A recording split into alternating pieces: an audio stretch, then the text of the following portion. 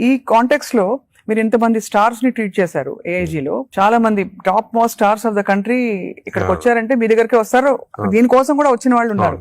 వాళ్ళలో మీరు నోటీస్ చేసిన హెల్దీ హ్యాబిట్స్ ఏంటి సార్? అమితాబ్ బచ్చన్ గారు చాలా మంది వచ్చారు కదా సార్. చాలా నేను నోటీస్ చేసానంటే, ఒకటి ఓల్డ్ స్టార్స్, కొత్త స్టార్స్, వాళ్ళు కూడా ఓల్డ్ స్టార్స్ కూడా చాలా మందిని ఐ టు ట్రీట్ అండ్ ఇప్పుడు కూడా కొంతమంది వస్తుంటారు. Old stars, new stars difference ఏమంటే, ఈ కొత్త generation they are very health conscious, కొంతవరకు ఓవర్ హెల్త్ కాన్షియస్ అనొచ్చు. చాలా మంది కొత్త జనరేషన్ అంటే మన రామ్ చరణ్ ఆ గ్రూప్ లో they are very health conscious, బాగా ఎక్సర్సైజ్ చేస్తున్నారు, డైట్ బాగా మెయింటైన్ చేస్తున్నారు, వాళ్ళకి హెల్త్ అడ్వైజర్స్ ఉన్నారు. కొన్నిసార్లు కొంతమంది ఓవర్ వెళ్ళిపోతారు, అంటే మరి టూ మచ్ ఆఫ్ ఎక్కువ ప్రోటీన్ కూడా మంచిది కాదు. నార్మల్ గా 1 gram per kg body weight అంటాము, కొంతమంది 2-3 grams. Now there is a fashion 3 grams per kg body, అది మంచిది కాదు.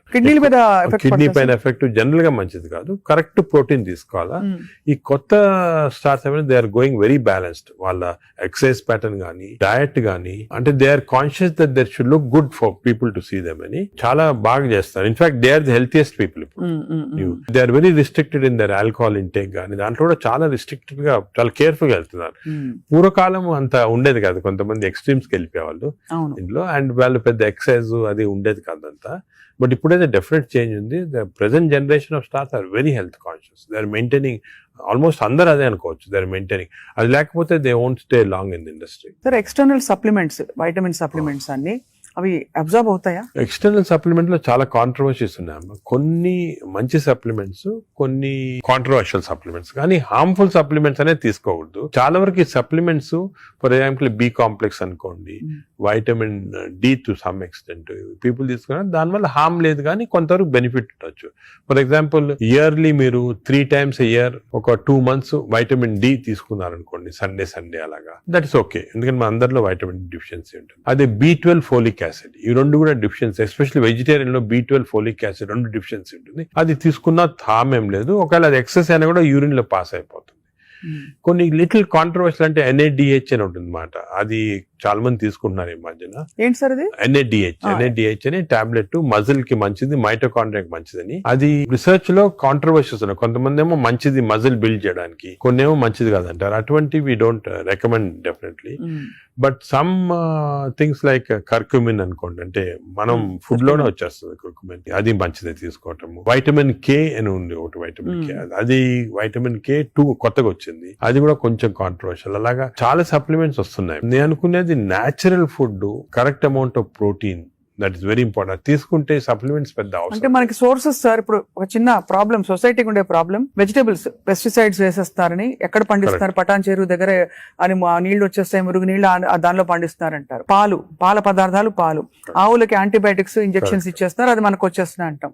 కోళ్లు, ఎగ్స్ కూడా సేమ్ థింగ్, న్యాచురల్ గా కేజ్ ఫ్రీ, అదే ఫ్రీ బర్డ్స్ అని, అదొక ప్రాబ్లమ్. ఇంకా పోతే ఇంకా మిగతావన్నీ మనకు తెలిసినవే, ఫ్రూట్స్ సేమ్ థింగ్, కార్బైడ్ పెట్టి పండిస్తున్నారు. సో మనిషి వెతుక్కుంటున్నాడు సార్ ఏం తినాలి, ఎలా తింటే బెస్ట్, నేను ఇంకా కొంచెం ఆరోగ్యంగా ఎక్కువ కాలం బతకచ్చు. అంటే మీరు చెప్పింది చాలా కరెక్ట్. ఇది ఒక పెద్ద టాపిక్, సెపరేట్ టాపిక్, ఓ రోజు మనం డిస్కస్ చేస్తాం అంతా. సార్ హౌ టు, మనకి సొసైటీలో అన్ఫార్చునేట్లీ ఇప్పుడు ఎస్పెషల్లీ సిటీస్ లో, ఊర్లలో అంత ఎక్కువ లేదు, సిటీస్ లో ఎక్కువ ప్రాబ్లం ఏమంటే ఈ contamination of food of various types, eggs నిచ్చి, మిల్క్ నిచ్చి, వెజిటబుల్స్ నిచ్చి, అన్ని దాంట్లో ఇట్స్ కమింగ్. సో ఎలాగ ఐడెంటిఫై చేసి how to go to organic. ఇప్పుడు ఆర్గానిక్ అనేది అందరికి అడ్వైస్ చేసాం, చాలా కష్టం, కాస్ట్ ఫ్యాక్టర్ ఒకటి, and agriculture can't sustain by just organic without this thing.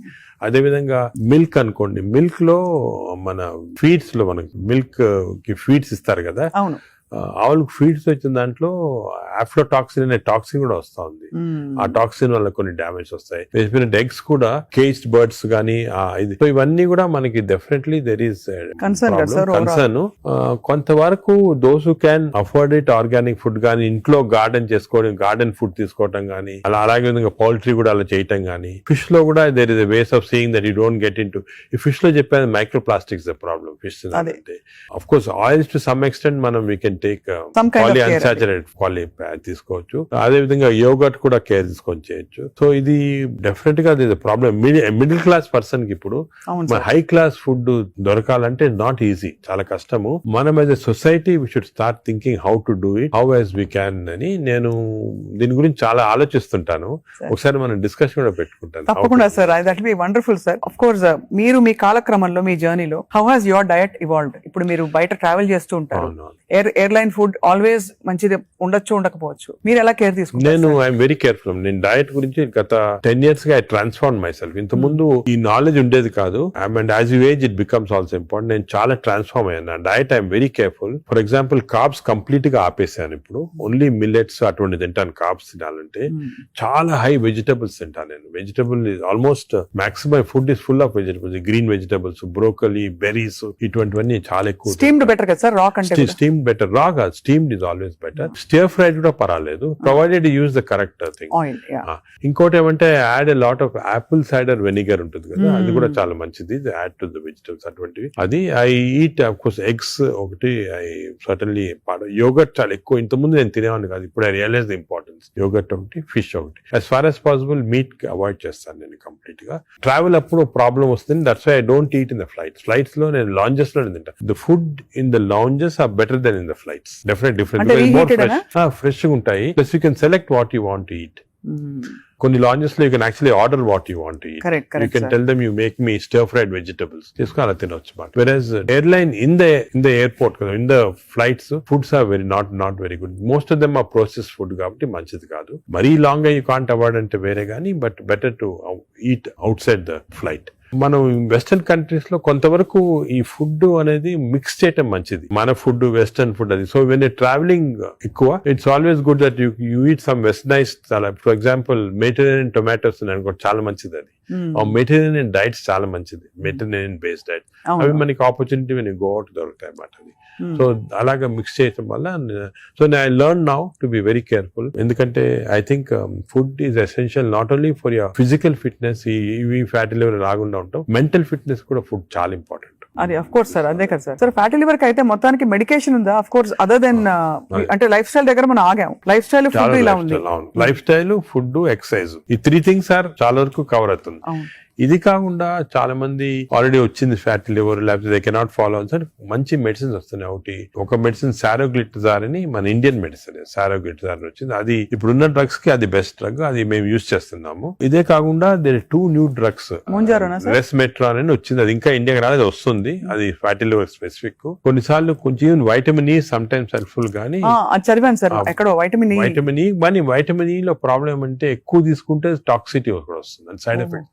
Heart గానీ అటువంటి సైడ్ ఎఫెక్ట్స్ రావచ్చు వైటమిన్ ఈ. అదే విధంగా ఇప్పుడు కొత్త గ్రూప్ ఆఫ్ డ్రగ్స్, ఇది కూడా చాలా ఇంపార్టెంట్. కొత్త గ్రూప్స్ ఆఫ్ డ్రగ్స్ వచ్చాయి, GLP-1 అగనిస్ట్ అని. చాలా మంది they are using it for fat, అంటే ఒబెసిటీ తగ్గించడానికి, డయాబెటీస్ తగ్గడానికి. ఒక ఇంజెక్షన్ మీరు వినుంటారు, పేరు మంజోర్ అని. ఇండియాలో కూడా కరణ్ జోహర్ తీసుకున్నారు కదా సార్, పక్కగా అయిపోయాడు. అంటే ఆయన చెప్పలేదు తీసుకున్నట్టు అనుకుంటున్నారు అందరూ. అదే అది ఒక విషయం. చాలా మంది నేను అనుకునేది హై సొసైటీ హైదరాబాద్ లో 50% తీసుకుంటారు. ఈ GLP-1 agonist they are also మంచి డ్రగ్స్. అవి అది ఏం చేస్తాయంటే బాడీ న్యాచురల్ లో, బాడీలో GLP-1 అనేది ఇంటెస్టైన్ లో ప్రొడ్యూస్ చేస్తుంది, గట్ మైక్రోబయామ్ ప్రొడ్యూస్ చేస్తుంది. సో ఇంపార్టెన్స్ ఆఫ్ ఇంటెస్టైన్ కి గట్ మైక్రోబయామ్ దీని వల్ల వచ్చింది. They are producing central. అవి ఈ ప్రొడక్షన్ వల్ల బాడీ అంతా కంట్రోల్ చేస్తుంది అన్ని రిసెప్టర్.